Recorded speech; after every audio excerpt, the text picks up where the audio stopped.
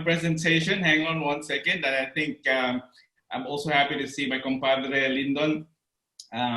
We obviously are in the same field. We complement each other, and I'm happy that he continues to advocate learning from a financial perspective. So very happy with that as well. And so now my topic is certainly, I would say, appropriate to the times, if you may. And we're looking at what the financial impact is of COVID-19, and especially its impact to the financial professionals that are logged in or watching us today. It's good morning in Qatar and Dubai. Good afternoon to you guys in the States. And magandang, anong oras na ba sa Pilipinas ngayon? Umaga na yata. Right, so 5 a.m. What are we going to? So what are we going to be talking about effectively in the next couple of 45 minutes or so? We're going to look at the impact of COVID-19 on the global financial systems. We're going to look at how it has impacted business in terms of, let's say, business strategy, how it impacted employees, customers, operations, technology, and finance in particular. And we're going to look at how the next normal is going to look like, or how it's going to impact finance professionals going forward. So first things first, we're going to look at the impact of COVID-19 on the global financial system. Obviously, we've gone through a lot in a short period of time. Effectively, we're looking at it as the great lockdown or the great shutdown. You know, it's a severe and ongoing global recession. So an economic consequence of the ongoing COVID-19 pandemic, the first major sign of this one was the 2020 stock market crash around the 20th of February. And the International Monetary Fund reported on the 14th of April that all the G7 nations had already entered or were entering into a deep recession, and that there had already been a significant slowdown of growth in emerging economies. The IMF also projects that the coronavirus recession will be the most severe global economic downturn since the Great Depression, and that it will be far worse than the Great Recession of 2009. So the pandemic has led to more than a third of the world's population being placed on lockdown to stop the spread of COVID-19. It has caused severe repercussions for economies across the world, following soon after the global economic slowdown during 2019 that saw the stagnation of stock markets and consumer activities worldwide. The recession has also seen unusually high and rapid increases in unemployment in many countries. In Western nations, unemployment is expected to be at around 10%.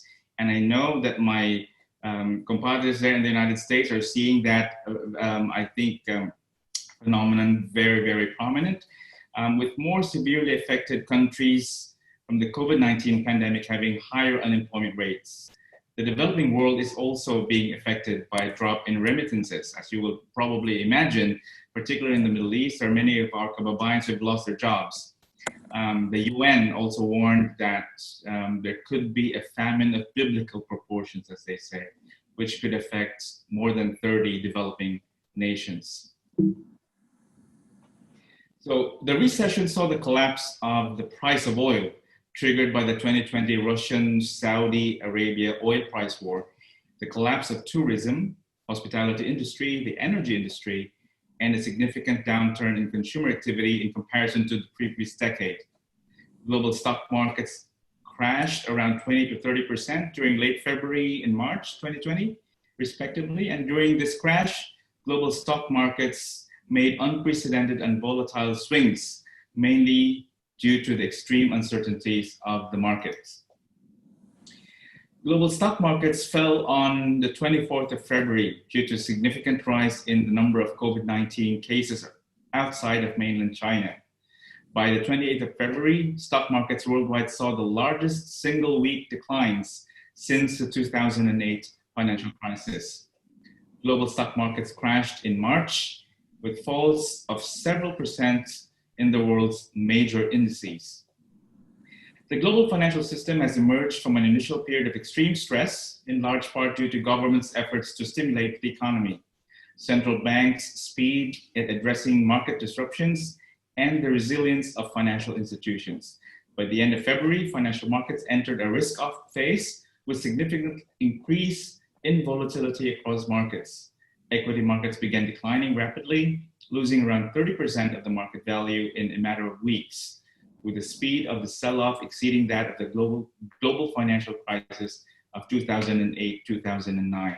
So by early March, short-term funding markets and international US dollar funding markets started to show signs of stress. And even the US Treasury market, being the most liquid financial market in the world, was showing signs of illiquidity as well. So these stresses carried through into credit markets, making it difficult to borrow money, even for governments. So in late March, equity markets began to rebound. So if you were in the mutual fund market, OFL, for example, if you entered around March 22nd, and held it till about this time, you would have made 20 to 30% gain in such a short period of time. Moreover, throughout this period, equity market infrastructures remained remarkably resilient, which enabled markets to remain fully functional and begin to rebound.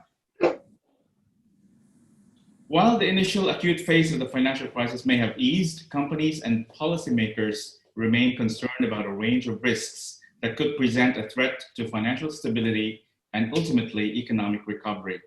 So there is uncertainty about how badly the virus will affect different countries, how long containment measures must persist in different markets, and how effectively policy will be at mitigating lost activity, and how households and firms will change their behavior in the medium term. So both private sector and public policymakers remain concerned about the range of risks presented by weaknesses in many emerging markets and developing countries. Most importantly, companies highlighted the risk of a true human tragedy if countries are unable to contain the spread and deadliness of COVID-19. So we will now look at what the key World Economic Forum and United Nations Development Program recommendations are with regards to COVID-19. First of all is flattening the curve. We always hear about flattening the curve. So flattening the curve obviously must be the top policy priority, and governments will have to expand the size and scope of support programs over this period of time. Now, later on, I'm gonna throw in some polls as well, similar to what Mark did, and you can answer it online.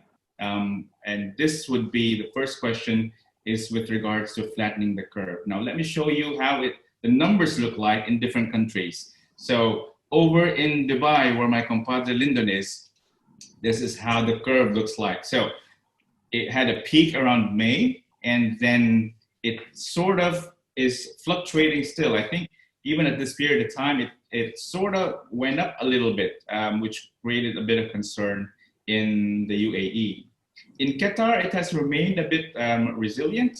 You will see that it has somehow flattened. In fact, the numbers are below 300, and that's been quite holding at that number of below 300. And in fact, sometime on the 1st of September, Qatar will enter phase 4 of its return to normalcy, in such a way that it'll increase the number of people back to office between 80 to 100%. What do you think is the curve in the Philippines? What do you guys think?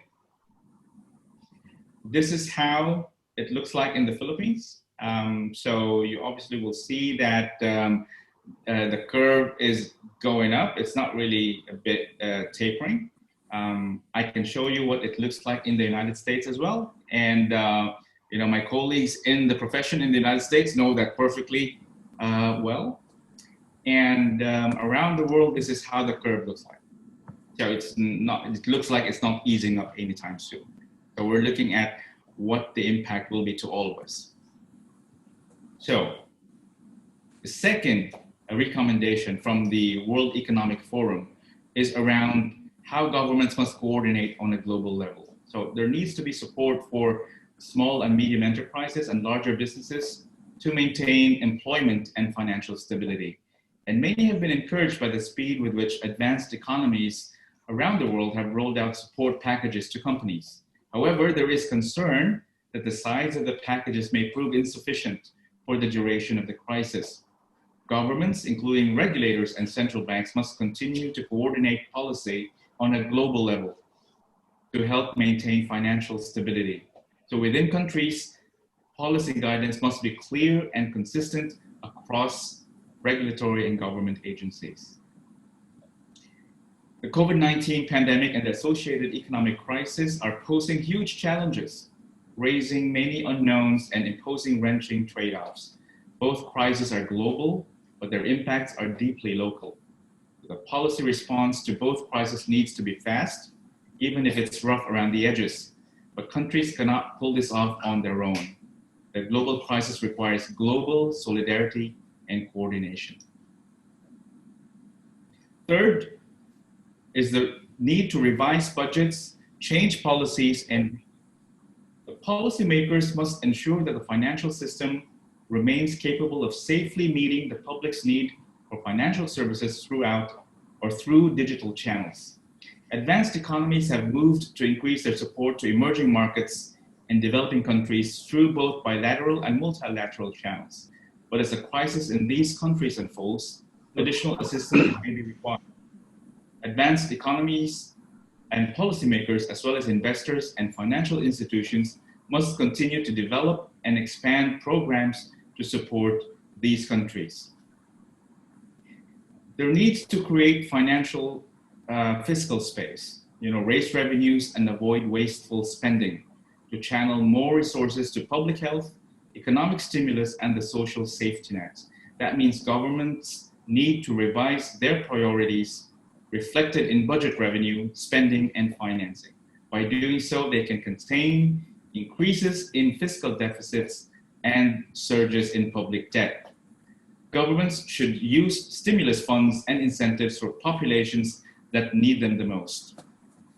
This would mean channeling sizable parts of such stimulus packages to small and informal businesses, the vulnerable and the poor, and avoid the use of stimulus funds and incentives that enrich the rich or political allies. By coordinating globally, countries can address long-standing problems that undermine national budgets, such as tax competition, tax evasion via tax havens and transfer pricing, and fossil fuel subsidies. They should tax the digital economy as well. Global coordination is also needed to facilitate debt relief to heavily indebted countries. We also need to restart trade by reducing trade tariffs and open borders for goods, even while borders are closed to people. And it is also essential to safeguard and restore the supply chain of essential goods and services. Governments should also make it easier to conduct business by improving public services and making them accessible through digital technology. They should support small, medium-sized, and informal enterprises. Also, the financial systems must be capable to meet the public need of financial services through digital means. And finally, advanced economies need to support emerging markets and developing economies as well. So, what is COVID-19's impact to business? First, out of necessity, many CEOs have prioritized the now, supporting their people, customers, and suppliers, addressing supply chain disruptions, stabilizing revenues, aligning their businesses with evolving demand, and identifying growth pathways. Leaders are also rapidly turning their attention to what's next, a period of unpredictable and possibly muted economic recovery, with new competitive threats and opportunities, and quite possibly a decade of the never normal. So it's not going to be back to normal anymore. And against this backdrop, leaders face the urgency and complexity of reopening their businesses. And this is a huge conversation in many countries. To outmaneuver uncertainty, reopening also requires a program of reinvention. This presents an opportunity and a need for many companies to build the competencies they wish they'd invested in before the crisis, to be more digital, data-driven, and in the cloud. That's why I'm equally quite excited to hear what Jotham is going to talk about later on, and how this has reinvented our profession as well. So it's important to prepare for the new normal or the never normal. What's the impact to employees? So you will see companies experiencing unprecedented workforce disruptions, right? So therefore, options are needed on how employees will work in the short to the long term. There's also a shift to remote workforce to protect and empower and serve customers and establish business continuity. And of course, how to help employees survive financially. What's the impact to customers? So with these emerging new behaviors, organizations have an opportunity to accelerate and pivot to digital commerce by expanding existing offerings and creating new lines of service like the retailers rallying to provide contactless delivery and curbside pickup services for consumers. This acceleration will force organizations to reimagine their digital strategies to capture new marketplace opportunities and digital customer segments. How about the impact to operations? So you will see a lot of restructuring for resilience is needed, a lot of acceleration to adopt agile ways of working, and empowering teams guided by purpose, driven by data, and powered by technology. So obviously you'll see that technology became a large focus in this period. So for those of you who are investing in technology, even technology mutual funds, you will have seen that over the last 3 months, if you had been invested in technology or technology mutual funds over the last 3 months, you would have made about an average of 20 to 25% growth over your investment in such a short period of time. The COVID-19 pushed companies to operate in new ways, which tested their IT capabilities like never before. So the IT infrastructure was put to test. Business continuity risks, sudden changes in volume really have an impact on companies. And of course, there's a need to apply lessons learned to better prepare for future disruptions, because the disruptions we're seeing today would most likely be repeated over and over again in the future. What's the impact to industry? So all industries definitely have been impacted by the COVID-19 crisis, whether positively or negatively for others. So consumer demand patterns have shifted, consumer behaviors have changed. The global supply chains are disrupted and are still under pressure, and companies must therefore continue to adapt to new and uncertain market conditions. So these sectors obviously have been mostly impacted, like businesses dependent on tourism, hotels, airlines, luxury good traders, and retailers. So for example, I haven't been able to travel or make any business travels over the last, close to 9 months now. So manufacturers dependent on parts from affected countries have also been impacted, like those in automotive and technology. What's the impact to finance? So companies have had to act quickly to optimize resilience, rebalancing for risk and liquidity. So there's an immediate action needed to address short-term liquidity challenges, but also to solve for costs and profitability, and assess opportunities for growth coming out of the downturn, including opportunities for M&A. So what is the road to the new normal, or to the next normal, as we call it? So the coronavirus is not only a health crisis of immense proportions, it's also an imminent restructuring of the global economic order. So here's how companies and leaders can begin navigating to what's next. So I call it the 5 R's, or a 5R approach for global finance professionals. So what are these 5 R's? So first is resolve, second is resilience, third is return, fourth, reimagine, and fifth, reform. So taking that one by one. In almost all countries, crisis response efforts are in full motion. So a large array of public health interventions has been deployed. Healthcare systems are explicitly on a war footing to increase the capacity of beds, supplies, and trained professionals. Efforts are underway to alleviate shortages of much needed medical supplies. Business continuity and employee safety plans have been escalated, with remote work established as the default operating model. Many are dealing with acute slowdowns in their operations, while some seek to accelerate to meet demand in critical areas spanning food, household supplies, and paper goods. And yet, a toxic combination of inaction and paralysis remains, timing choices that must be made. lockdown or not, isolation or quarantine, shut down the factory now or wait for an order from government. That is why we have called for this stage to resolve. Resolve the need to determine the scale, the pace, and the depth of action required at the government and the business level. So that's resolve. Next is resilience. The pandemic has metastasized into a growing crisis for the economy and the financial system. The acute pullback in economic activity necessary to protect public health is simultaneously jeopardizing the economic well-being of citizens and institutions. So in the face of these challenges, resilience is a vital necessity. So near-term issues of cash management for liquidity and solvency are clearly paramount for businesses. But soon afterward, businesses will need to act on broader resilience plans as the shock begins to upturn established industry structures, resetting competitive positions forever. So much of the population will experience uncertainty and personal financial stress. Third is return.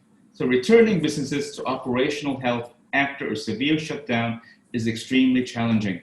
So most industries will need to reactivate their entire supply chain, even as the differential scale and timing of the impact of coronavirus mean that global supply chains face disruptions in multiple geographies. The weakest point in the chain will determine the success or otherwise of a return to rehiring, return to training, and attaining previous levels of workforce productivity. Companies must therefore reassess their entire business system and plan for contingent actions in order to return their businesses to effective production at pace and at scale. Next is reimagination. So these shifts and their impact on how we live, how we work, and how we use technology will emerge more clearly over the coming weeks and months. Institutions that reinvent themselves to make the most of better insight and foresight as preferences evolve will disproportionately succeed.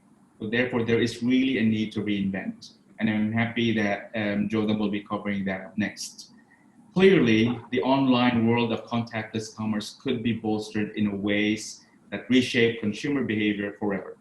But other effects could prove even more significant as the pursuit of efficiency gives way to the requirement of resilience. The end of supply chain globalization, for example, if production and sourcing move closer and closer to the end user. And finally, reform. The aftermath of the pandemic will provide an opportunity to learn from a lot of social innovations and experiments, ranging from working from home to large-scale surveillance. With this will come an understanding of which innovations, if adopted permanently, will provide substantial uplift to economic and social welfare, which would ultimately inhibit the broader betterment of society, even if helpful in halting or limiting the spread of the virus. So that is our 5R for companies and even businesses. Now, are you impacted as a finance professional? Now, while I do go back to Roland's statement that we are lucky to be accountants, right? So right. we have the basics, Roland. We have, I would say, we have the base of the pyramid, if you may. But like many of us are moving towards end of career. Well, speak for some people. But even if Mark was saying that he has been there forever, but I remember he was saying he was only 35. So let me show you how this is impacting our profession and effectively the professions of many people around the world.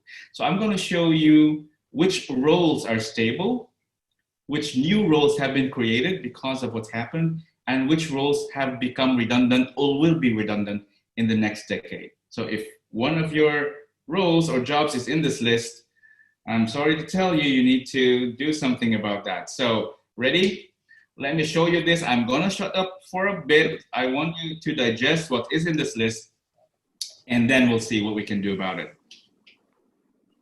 So on your left are stable roles. In the middle are new roles that have been created. And on the right are roles that will be redundant? Counting. Oops. Oops. Oops. We should be number one. We should be on top. Roland, I would say Jotham to the rescue later on. So you will see stable roles. Of course, some of your jobs, like those that are moving to data or artificial intelligence, financial and investment advisors still will be required. Risk management specialists, effectively, will definitely be required. So new roles that have been created, you'll see here, artificial intelligence and machine learning specialists, digital transformation, big data, new technology, all of this are coming on board, and even I would say accelerated because of what's happening in our world in the past 3 months. And you will see, unfortunately, that some of the jobs that you may be holding right now are probably going to be redundant in the next couple of years, right? So what do? Change career. We go back to our 5 R's, because the 5 R's that apply to business also apply to all of us in the finance world. You know, R, resolve. Resolve that you are going to do something about where you are now, where you are today. What are your options, right? Resilience, hang in there. This too shall pass, as they say. Third R, return. Return to books. Build your qualifications relevant to the times. So you would have seen the list. How do you make yourself relevant? As accountants, we already have the base. There are many ways for you to build on your qualifications. There are many resources out there. Harvard, for example, is offering many online courses. Some of them are free, some of them for a fee. But it gives you that level edge to bring you to what's happening today, to make yourselves relevant. I've seen many programs offered by Wharton, for example. There are many resources in EDX or Coursera or Stack Skills that brings you to a level of competence with a strong base of accounting that makes you relevant in the next decade. So you need to reinvent yourself, reimagine what else you can do. And finally, reform. It's time to change for the better. We can do it. As Roland is saying, we're lucky to be accountants. We have the base. Follow the 5 R's, you'll be fine, right? So these were the resources that I have used to build this conversation. So I looked at the World Economic Forum. I looked at Accenture, materials from Accenture, from Deloitte, McKinsey & Company, as well as from the United Nations Development Program, and Grant Thornton as well. So that's all I have to say. Let's connect. Find me on LinkedIn or send me an email. If you have any questions, fire away. All right. So if there are no other questions, once again, on behalf of the core group of this PICPA International Zoom webinar project group, we would like to thank you, Greg, for a very informative presentation. Not only that, I also want to recognize that, you know, I have not forgotten you to be supporting our events. For the information of everyone, Greg was also a global guest speaker during our 7th Global Convention 2016 at Orleans Hotel, Las Vegas. All right. So I did not forget you. Okay. Another thing, I like your 5 R's. I like your 5 R's. Did you know that our core group needs only 1 more R? We are 4 R's right now. Namely, myself, Roland. Number 2, Rene. Number 3, Ray Eugenio. And number 4, Rusty Bernardo. We are 4 R's. So we are calling for 5 R's. We have one. We have additional 1 R. Who is that? Radford. Oh, okay. All right. All right. The 5th R, by the way, is Radford. Yeah. Radford. R. Radford. Radford. I have 2 R's actually. Yeah. Radford Bradkins. Okay. All right. Another thing. with your permission, Greg, like I said earlier, we shall be, emailing your most recent resume, and together with your presentation to all the participants here, including you, and you will receive 2 certificates. All right. Okay.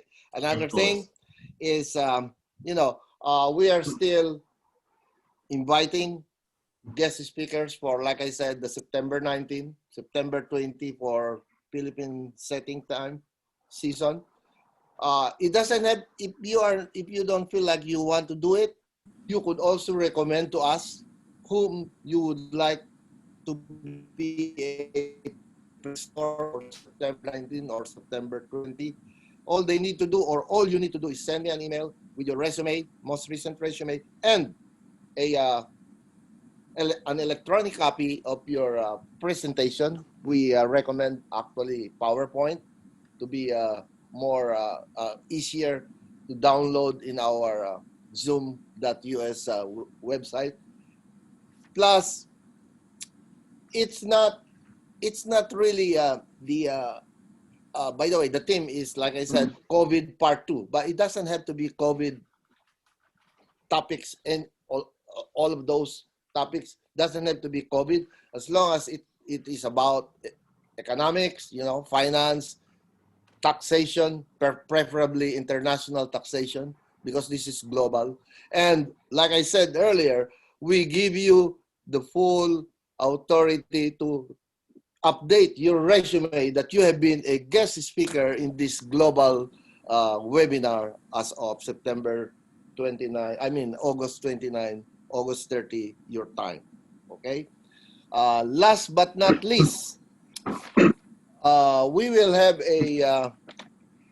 a short break, maybe just 5 minutes. But during that time, we don't want everyone to be leaving the screen.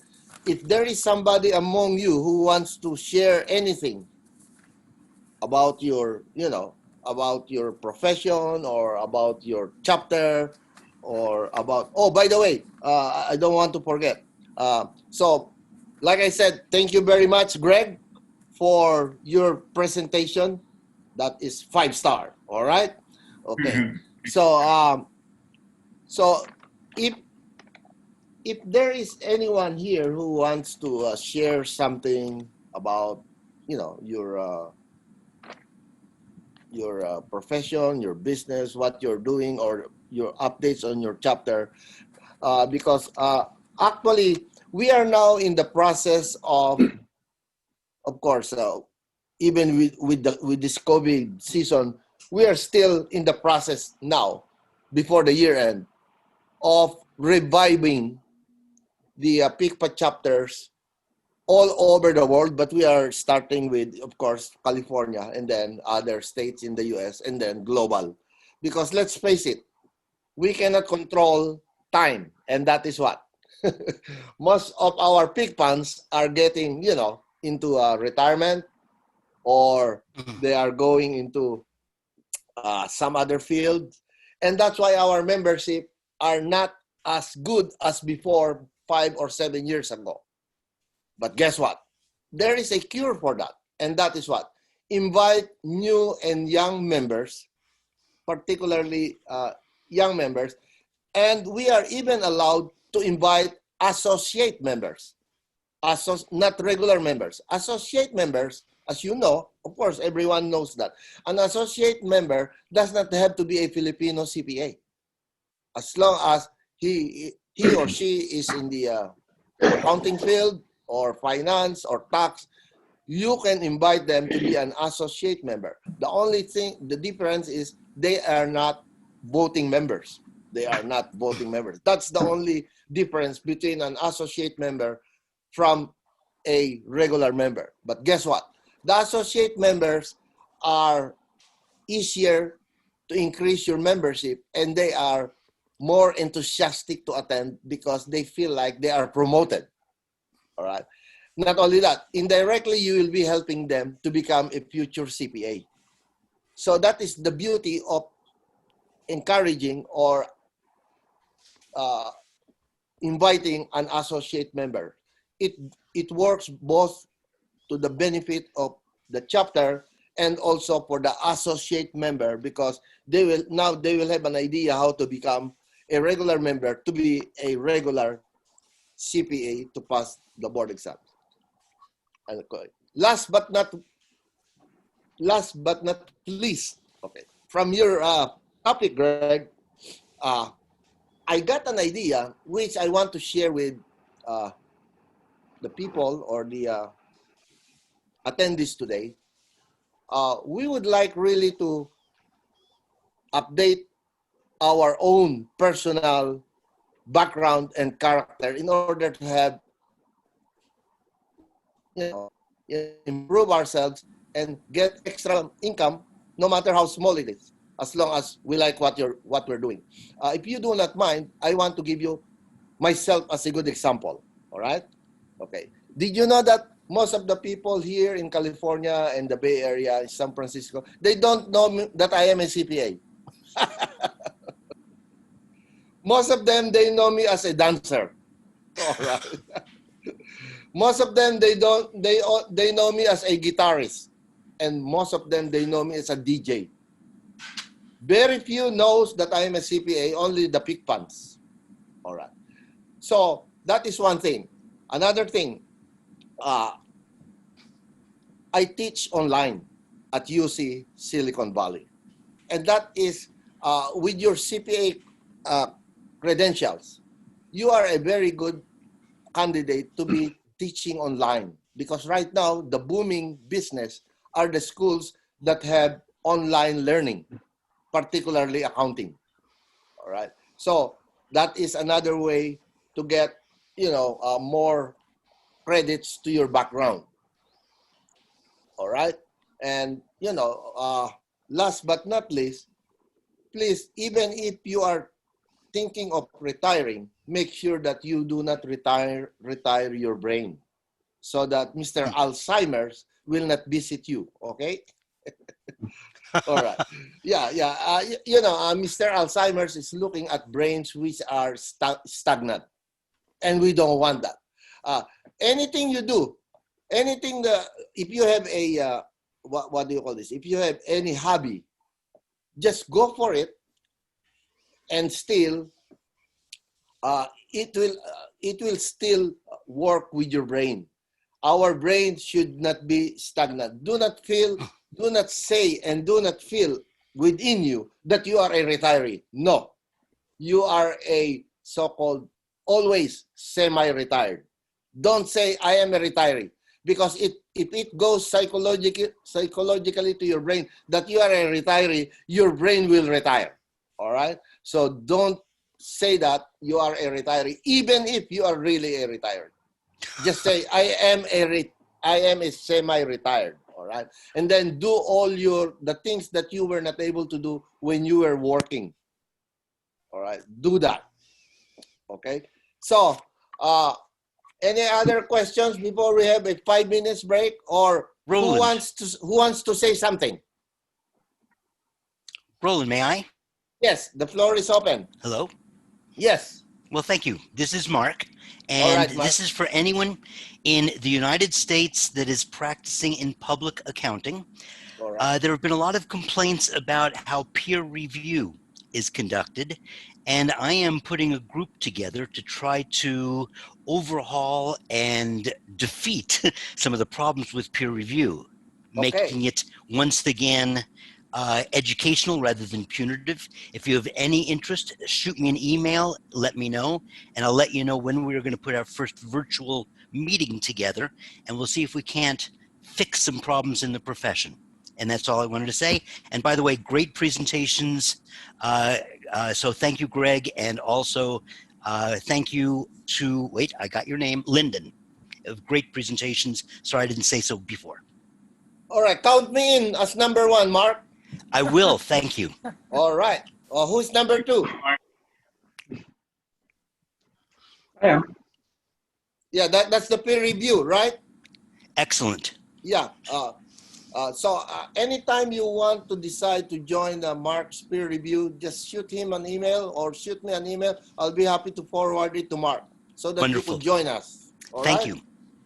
You're welcome. So, any other person, any other among you who wants to say something? Because we have 10 more minutes. This is a break time, but we'll give the 10 more minutes before we introduce the next speaker, please. I have a question for Greg. Greg, are we not doing your poll at the end? Sorry? Are we not doing your poll at the end? We can certainly. You can run it as a host as well, Bradford. I think that should give people like a 5-minute Q&A. Yeah, it's up on the board now, right now. All right. Yeah. Did you want to do that, everyone? Now that we time? Yeah, that can be our break. Or yes or no question mostly. Yeah, it's just yes or no. On where people are at the moment in terms of, I think how they are during the coronavirus. Something. Yeah, we'll answer now during the break. Questions there. And I was thinking, I think earlier with Mark, and if you want to see an audit trail, I'm having used Zoom for a fair bit. You can actually use Zoom for polling, even for quizzes, and you can record their answers and download that on an Excel for audit purposes. Oh, that is a good information. Thank you, Greg.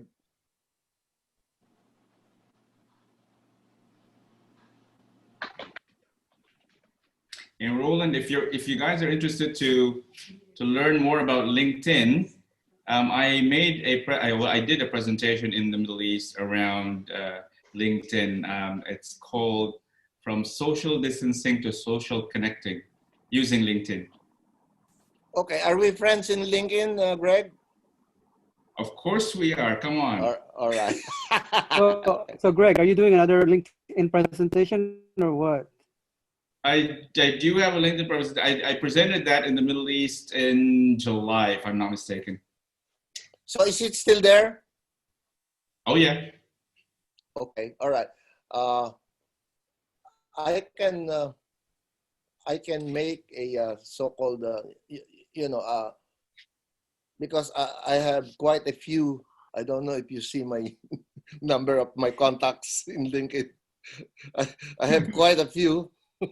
Did you want me to forward some emphasis regarding that to my contacts, LinkedIn contacts? No, let's take. We'll discuss it offline. All right. I think people may have finished with the poll read for the 5th hour. Would you like to share the result? Go ahead, Radford. Okay, I'll share. Let me share the result. Okay, I'm gonna share the result now. Please, thank you. Share the screen. There. So, for example, in question number 1, they believe there's already a flattening of the curve. 64% saying yes. You believe your countries are cooperating on the global level, which is saying yes, working from home. I think people are back already at 55% no. When countries implemented work from home, my company was ready with its IT solution. Very good to see that 64% of the companies were ready. My company was impacted, 91% yes. Did you think your company acted promptly?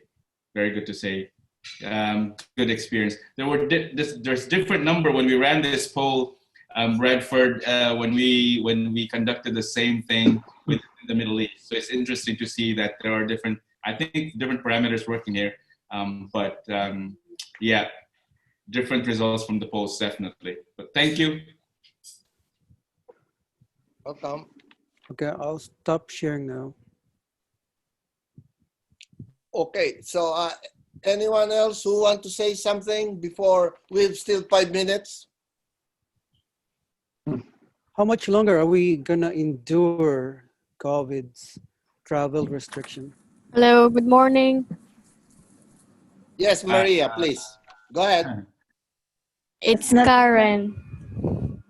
Oh, Karen. All right, sorry. All right, go ahead, Karen. Yes, I just have a few questions. Yeah. Sure. Okay, I'm not a graduate of accounting, but wanted to have what's that?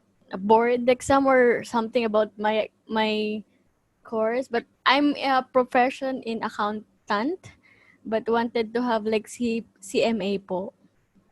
I see. Yeah, So where are you based?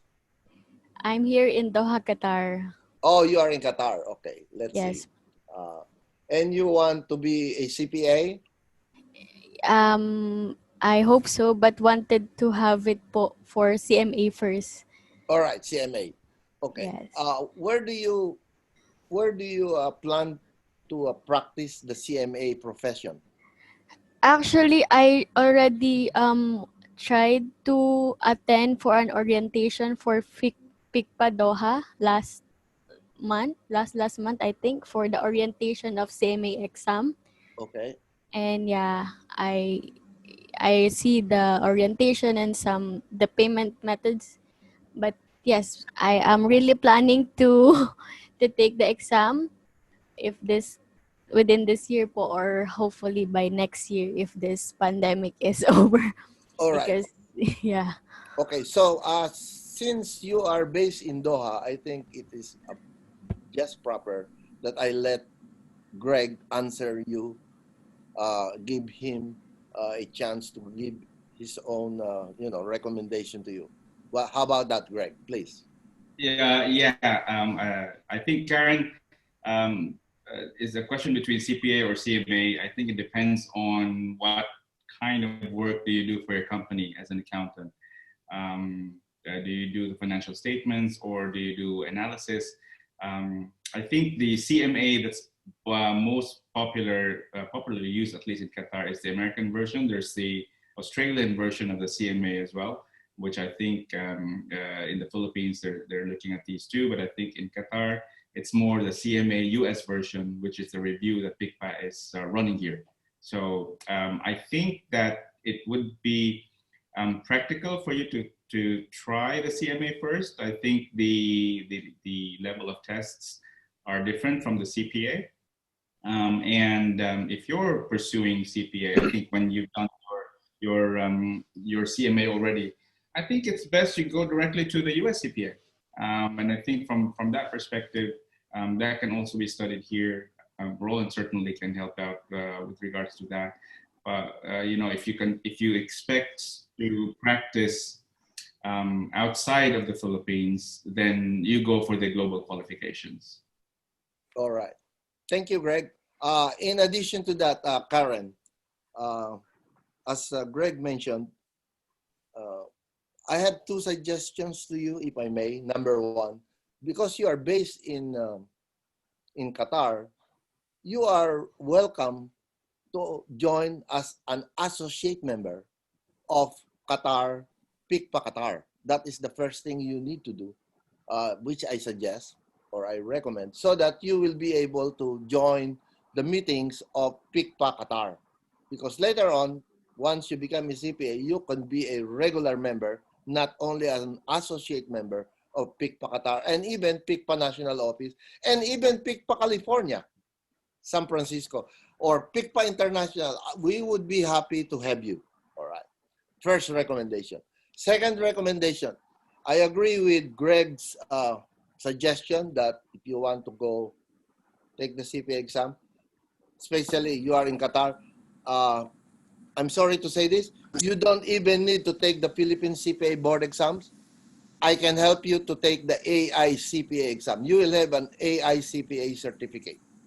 If you are interested, shoot me an email, picpainternational@yahoo.com. I'll be happy to give you more details on how to get the AI CPA certificate in the US.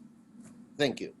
Thank Yeah. you, Sir Roland and Oh, Sir Gray. Yeah, I appreciate your recommendation and will be willing to email you Oh, sure. and ask for. Yeah, actually, I already emailed you and Sir Greg regarding how to be part of an associate of PICPA Qatar. Yeah. I'll take that forward, Karen. Yes. I'll get you in with PICPA here. Right. Okay, Yeah. okay, sir. Thank Okay. you, Sir Greg. Uh, You're welcome. Okay, so basically, if there are no other questions, I think we're done with our break time. Sorry, the break time still chatting. But let's call on our main coordinator, Radford Bradkins. Greg, to impressive presentation. Yeah, to introduce our next introductor for our next guest speaker. Please, Okay, Radford. hi. Guest speaker number 4 is going to be introduced by Silicon Valley-based Ray Eugenio, CPA. Take it away, Ray. All right. Thank you, Bradford. Hi, hello to everyone all over the world, globally. Yes, I'm Ray Eugenio, founding president of PICPA Silicon Valley. It is my honor and privilege to introduce to you our next speaker, Jotam T. He is the founder and chief executive officer of Graphy, a leading provider of corporate accounting booths. Prior to Graphy, Jotam established one of the first Sarbanes-Oxley compliance practices in the San Francisco Bay Area. With his team of former Big Four auditors, his firm further expanded and supported large multinational organizations with initial public offering or IPO readiness, scaling domestic and international accounting operations, and upgrading and modernizing their automation environments. Jotam is passionate about accounting technology, fascinated by astrophysics, and aspires, hear this, Roland, to learn every major musical instrument. Jotam is a proud alumnus of KPMG and holds a bachelor's degree in accounting from St. Mary's College here in California. Jotam has extensive professional experiences, backgrounds, and achievements, but I will not mention them all here and now. Instead, his resume will be provided either via email or through PICPA Global website, and that will be available. Because of interest of time, I'll make it short. So without further ado, join me in welcoming Jotam T. Take it away. Hi, everyone. Hi. Thank you so much, Ray, for the introduction. You're welcome. I wish Zoom has a filter where you can hide my blushing.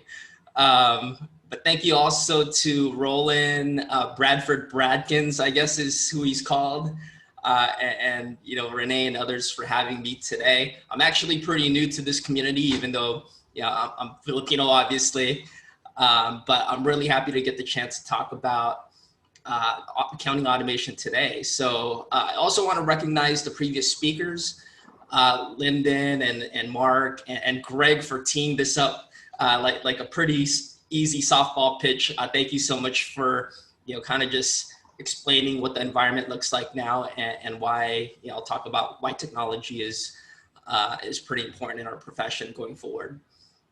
So I actually also want to recognize the point that Ray mentioned. So I do have a desire to learn every single musical instrument, but Roland, I don't think I can be ever as good of a dancer as you. So I will try, but maybe someday I can get there. So as I go through the presentation, I'd love for this to be as interactive as possible. So I'm going to look at the chat room. I think the best types of presentations that I do is when people are asking questions, and I'll just stop and I'll answer them right away, because I know there's a lot of rich topics when it comes to technology and accounting automation. So with that, let me share my screen here. Let me figure this out. And can everyone see my PowerPoint okay? And I need to figure out how to get my chat too, so I can follow that here as well. Hang on 1 second. All right, looks like everyone can see it.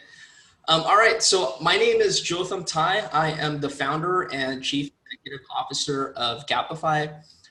As Ray mentioned, Gapify is a provider of bot solutions, so robots that operate other accounting systems, and I'll talk more about that in a bit. And today my topic is accounting automation. So, I know a lot of us accountants are so dedicated to our profession, and we're so passionate about helping our clients. But, now is a time to take a step back and just look at what kind of skills are needed to help modernize our profession and make sure that we can continue delivering the quality services that are